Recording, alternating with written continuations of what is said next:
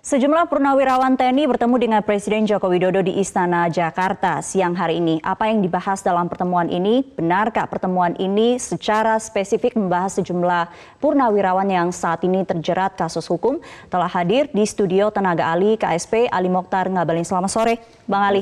Bang Ali, kita tahu ada 2 purnawirawan yang saat ini terjerat kasus hukum. Kemudian 7 perwakilan purnawirawan siang ini bertemu dengan Bapak Presiden. Ini ada kaitannya?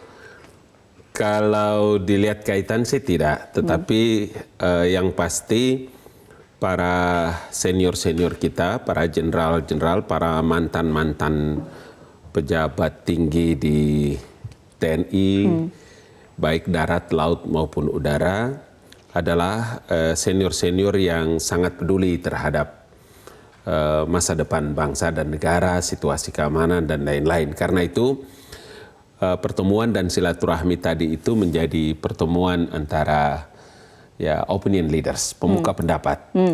Dan Presiden Joko Widodo adalah sosok yang memiliki karakter yang suka mendengar, masukan, juga nasihat, apa-apa yang sudah beliau lakukan dan apa yang hendak dilanjutkan, termasuk 1-2 beliau yang bicara juga memberikan apresiasi, terima kasih atas setelah diumumkannya hasil pemilihan umum oleh KPU dan lain-lain. Jadi secara spesifik tidak ada pertemuan silaturahmi antara Presiden dengan para senior-senior TNI. Tapi spesifik tidak membicarakan mengenai apa yang menjadi concern dari senior di TNI ini? Oh iya, jadi kalau macam seperti tadi ada Pak Kiki Syahnarki, kemudian ada Pak Joko Suyanto, ada juga Pak Sintong Panjaitan, Pak Rais Arbim juga.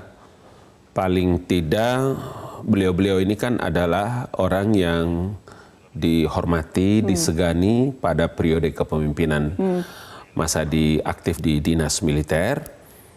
Paling tidak bisalah nyambung berkomunikasi dengan junior-junior yang sudah pensiun juga purnawirawan di lapangan yang mungkin kemarin ada di pihak 02 dan lain-lain sebagainya. Tapi ya seperti biasanya Presiden menyampaikan bahwa sekarang udah selesai, kita mesti move on kembali.